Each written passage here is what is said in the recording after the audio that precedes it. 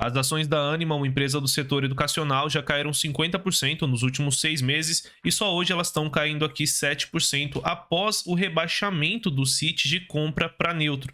Então o CIT fez os cálculos e acredita que o lucro da Ânima vai ser bem pior do que ele esperava para o ano de 2025 e também 2024, então eles retiraram a recomendação de compra. Nesse vídeo eu vou falar sobre a Ânima, passar pelos resultados mais recentes do segundo trimestre de 2024, explicar para vocês também por que as ações caíram tanto e também discutir se esse momento pode ser uma oportunidade de compra. Então se você tem interesse nesse tipo de conteúdo, já se inscreve no canal para não perder os próximos vídeos e deixa o like para ajudar o canal a crescer e a chegar a mais investidores. A Ânima é um dos maiores grupos do setor de educação aqui do Brasil e ela administra cerca de 25 marcas espalhadas aí principalmente pelo Sul e Sudeste, mas por conta de várias aquisições ela foi entrando também no Nordeste e hoje ela tem presença até no Norte, então é uma marca de certa forma nacional. Ela tem aí uma receita de quase 4 bilhões no ano, então é uma empresa que tem um tamanho parecido com a Edux, que a gente já falou bastante aqui no canal, um EBITDA ajustado de cerca de 1 bilhão. Ela tem presença em 13 estados, sendo que tem mais de 380 mil alunos, 70 campos e 600 polos. Cerca de metade da receita vem do que ela chama de Ânima Core, que são os cursos presenciais, que tem um ticket aqui de cerca de R$ 840, muito parecido com os cursos presenciais da Edux, também da Cogna.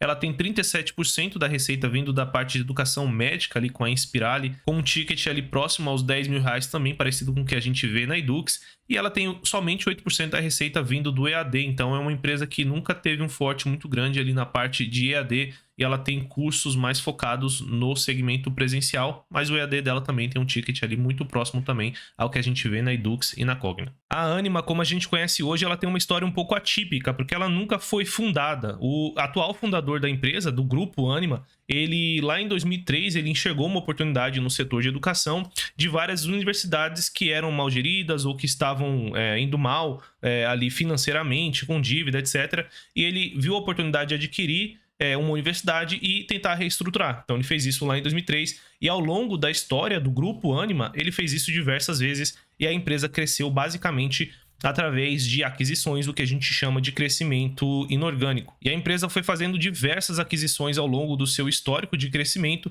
e a mais importante e mais transformadora delas foi a aquisição dos ativos da Laureate aqui no Brasil, que inclusive disputaram com a Edux. Ela pagou mais de 4 bilhões aqui nessa aquisição e isso aqui foi o motivo que explica basicamente por que as ações têm caído tanto nos últimos anos na bolsa. Principalmente porque a empresa colocou no balanço dela essa dívida no momento que a gente viu juros e inflação subindo aqui no Brasil. Apesar de ter uma tese um pouco parecida com a Edux, o grande diferencial aqui da Ânima provavelmente está na qualidade da instituição e dos cursos. Então, a gente olha aqui que a Ânima tem cerca de 40% ali dos cursos dela e da instituição sendo bem avaliada, né? Tendo uma nota 4 ou 5. E as demais empresas listadas têm apenas 15% dos cursos e das instituições com uma nota 4 ou 5, sendo 80% ali numa nota mediana, numa nota 3. Então, quando a gente vê as análises de cursos, por exemplo, análises do MEC ou esses tipos de rankings, vocês vão ver lá que a Cogna, se eu não me engano, quase 95% dos cursos dela estão numa nota mediana, de 3 para 4, enquanto que a Ânima tem um mix muito mais favorável ali para cursos melhores avaliados e com uma qualidade melhor. Isso aqui acaba ajudando a empresa a não perder tantos clientes e tantos alunos no momento de crise, no momento de evasão. Os alunos acabam prezando por aquelas instituições que têm uma qualidade de ensino superior e ela também consegue muitas vezes ter um preço mais caro ali, um ticket mais caro em alguns cursos por conta disso. Já falando agora um pouco do resultado do segundo trimestre de 2024, a empresa teve um crescimento bem relevante no ticket, né? 12% aqui de crescimento do ticket dela ano contra ano, aqui global, né? A receita completa, considerando digital, considerando a parte da Inspirali, que é a medicina, e também o core. E a gente vê que o crescimento anual da receita foi de 4,8%. Então, foi um crescimento até que baixo para uma empresa que a gente espera bastante crescimento, mas mesmo assim a gente vê que tem crescimento de receita aqui consecutivo, pelo menos desde o segundo trimestre de 2023. Aqui a gente vê justamente a margem EBITDA da empresa, então tivemos ali todo aquele problema ao longo de 2021 no setor de educação e na economia como um todo, né? A gente teve a segunda onda do C19 acontecendo também ali ao longo de 2021.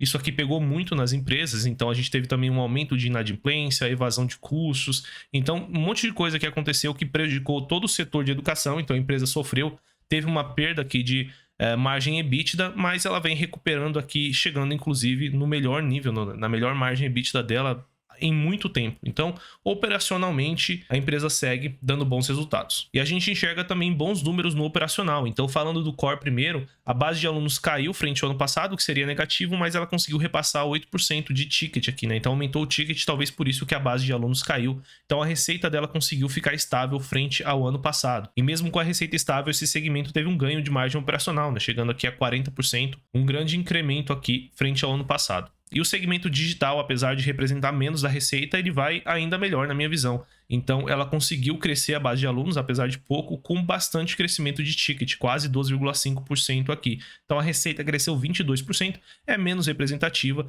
mas mesmo assim isso impulsiona bem o resultado. Então, ela teve um grande ganho de margem aqui, frente ao ano passado também, chegando a 35% de margem operacional nesse segmento. E no segmento de saúde, que normalmente é o filé do setor de educação, a empresa teve um resultado positivo na minha visão. Apesar de a base de alunos não ter crescido tanto, apenas 2%, o segmento de educação ele é um pouco diferente, ele tem um ciclo diferente, depende da autorização do MEC, do quanto de cursos e vagas que vão ser disponibilizadas no ano. Então, isso aqui tem momentos que não cresce tanto mesmo. Mas ela conseguiu repassar muito o preço para o aluno dela, quase 15%. A receita cresceu 17%, então foi um resultado bem positivo. E o resultado operacional dela cresceu 15%, chegando aqui a uma margem operacional de quase 50%. Então, normalmente, esse segmento de saúde ele tem realmente as melhores margens operacionais. E é por isso que a Edux queria comprar a Laureate. Afinal de contas, com a compra aqui da Laureate, a empresa, né, a Ânima, aumentou em cerca de 2 vezes a presença dela no segmento de saúde. Então, todas as empresas do setor de educação estão querendo entrar cada vez mais aqui nesse filé, porque tem uma margem maior, um ticket maior, menos evasão, menos inadimplência, então realmente é o melhor segmento. Com esse aumento na receita e também programas que a empresa implementou para melhoria de eficiência operacional, então corte de pessoal, melhor gestão de custos, menos gasto de marketing, enfim, ela conseguiu um ganho aqui operacional, o resultado operacional dela cresceu aqui 11,6% frente ao primeiro semestre de 2023 e o EBITDA ajustado cresceu 16%. Então, quando a Ânima divulgou esse resultado, as ações até que subiram ao longo da semana. Então, foi um resultado, sim, positivo quando a gente olha aqui no operacional. E com o operacional indo bem, ou pelo menos indo mais forte do que nos últimos anos, a geração de caixa da empresa também melhorou bem na minha visão. Então, no segundo trimestre de 2023, ela gerou ali cerca de 180 milhões de reais de caixa e agora gerou 269 milhões, um incremento de 24%. E aqui a gente está falando do FCO, da geração de caixa operacional da empresa. E ela segue com uma boa conversão do EBITDA em caixa. Então, 67% mais ou menos do EBITDA estão sendo convertidos em caixa, um patamar bem em linha com o que a gente viu ali no ano passado. Então, a gente viu que operacionalmente a Ânima até que vai bem, com várias melhorias frente ao ano passado, seja semestral, seja a visão trimestral. O problema da empresa é que o que está pesando na tese nesse momento não é o operacional, não é o quanto que ela consegue entregar ali do ponto de vista operacional, mas sim o peso da dívida no balanço da empresa. Então hoje a Ânima ela está com cerca de 2,9 bilhões de reais de dívida líquida aqui, já considerando que ela tem caixa, então é muito pesado. Lembrando que a empresa tem um EBITDA aí cerca de 1 bilhão, então daria aqui 3 vezes dívida líquida EBITDA, né? Ela até traz aqui 2,76 vezes, o que talvez não fosse muito para um setor previsível, como saneamento, como energia. Agora, para um setor cíclico, como é o setor de educação, principalmente aqui no Brasil, um setor que você depende, querendo ou não, de uma operação de varejo, de vender mais, de marketing, de depois ter uma boa cobrança do seu aluno pagar, você não pode trabalhar com uma dívida de 2,7 vezes, quase 3, beirando 3. Chegou a 3 no ano passado. Então isso daqui acabou pesando muito na tese da empresa nesses últimos anos, principalmente por conta do gasto de juros, né? Afinal de contas, os juros no Brasil subiram nesses últimos 2 anos. Passamos agora por um ciclo de queda, mas parece que já voltou a subir. E ela não está conseguindo se desalavancar com a velocidade que eu acho que seria necessária para o mercado dar uma segunda chance para a tese. Então ela sim teve essa geração de 318 milhões de reais de caixa, mas aí ela teve um pouco de capital preso aqui em capital de giro, também investiu um pouquinho ali em CAPEX e pagou alguns encargos aqui da dívida. Então a dívida dela quase que não saiu do lugar de um trimestre para o outro, do primeiro trimestre de 2024 para o segundo trimestre de 2024. Caiu aqui cerca de 41 milhões, né? Então se ela ficar reduzindo 41 milhões e 41 milhões, vai demorar muito para ela chegar abaixo de 2 vezes EBITDA, que talvez seja o que o mercado esteja buscando aqui para voltar a ter uma confiança na tese da empresa. Então, para vocês terem ideia, a despesa financeira total do segundo trimestre foi 225 milhões de reais. Dá para a gente arredondar aqui que a Ânima está com cerca de 1 bilhão de reais de despesa financeira anualmente, ou seja, praticamente todo o EBITDA da empresa está sendo corroído pela despesa financeira. E o problema aqui, que talvez fez as ações caírem nos últimos 2 meses, e principalmente o que fez o Citi enxergar que a situação não vai ser tão difícil, é porque a gente vinha de um ciclo de queda de juros. Então vejam como que o custo da dívida da empresa saiu ali de 16% para 12,4%.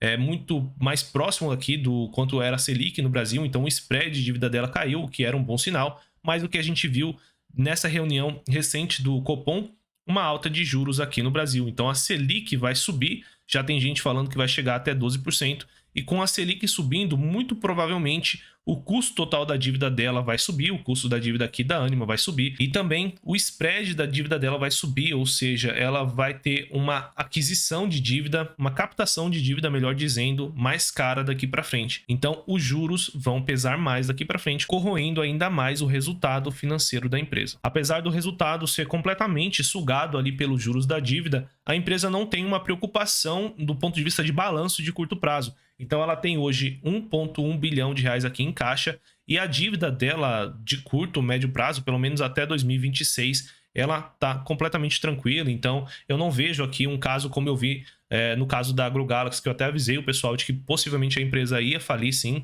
Eu não vejo isso aqui na Ânima. É só uma questão de aguentar 3 anos com um resultado possivelmente bem pior aí do que o mercado imaginava, já que a gente vai ter um novo ciclo de alta de juros. Então, apesar da empresa ter evoluído operacionalmente, o EBITDA dela aqui cresceu 24% frente ao ano passado, por conta do resultado financeiro tá pesando tanto, ela voltou a dar prejuízo. Então ela deu um prejuízo aqui de 14 milhões. É menor sim, bem menor do que o que ela deu no ano passado, justamente porque ela teve uma melhoria operacional. Mas para o mercado não importa se ela está dando menos prejuízo. Se você vai investir numa empresa que ela vai ficar ali, por exemplo, 3 anos seguidos dando prejuízo, são 3 anos de queima de caixa que acabam, querendo ou não, reduzindo o valor da empresa, já que o valor da empresa é a soma de todos os fluxos de caixas futuros dela. Se 3, 4 anos vão ser de fluxo de caixa negativo, obviamente essa empresa vai valer menos. E uma coisa que eu não gosto muito aqui no caso da Ânima é que ela vai voltar a pagar dividendos mesmo ainda não estando naquele caminho de tranquilidade, de uma redução de alavancagem que faria a gente voltar a olhar para a tese. Então eles vão pagar, se eu não me engano, quase 178 milhões de reais em dividendos, que ela poderia muito bem usar para reduzir a dívida dela. É algo que a gente sempre fala e sempre traz exemplos aqui no canal de que empresas que estão em momento de endividamento e decidem pagar dividendo, depois fica muito mais difícil para sair dessa situação. É, por exemplo, o que está acontecendo agora com a Intel, que a gente trouxe vídeo na semana passada. Quando a gente vê aqui o preço sobre o EBITDA da empresa, ou seja, o quanto que ela vale em relação ao EBITDA anual que ela entrega, a gente vê que a Ânima é a mais depreciada aqui com 0,8 vezes. Ela vale menos do que uma vez o EBITDA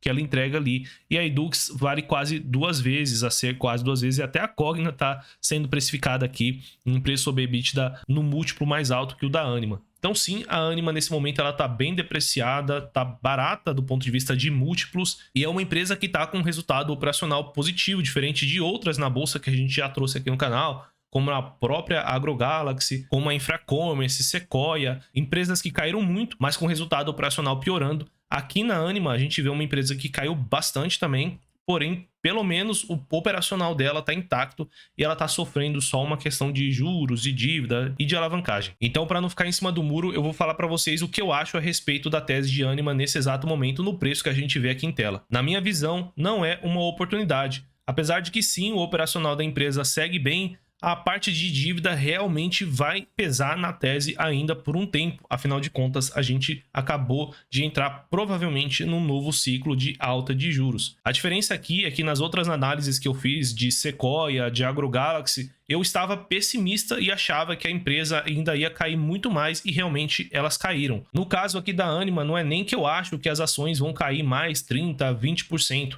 Eu acho que já caiu bastante, já está muito precificado esses juros novos que a gente tem agora, essa dificuldade maior de alavancagem. Então, na minha visão, é mais questão de esperar um melhor momento do ponto de vista de risco para entrar na tese da empresa, não de preço. Não estou tentando aqui fazer previsão de preço, pode ser que o preço suba 20% no mês que vem ou daqui 2 meses. O que eu preferiria fazer aqui, por exemplo, é entrar na tese quando a dívida já estiver ali abaixo de 2 vezes ou mais próxima de 2 vezes EBITDA, o que reduz bastante do risco da empresa.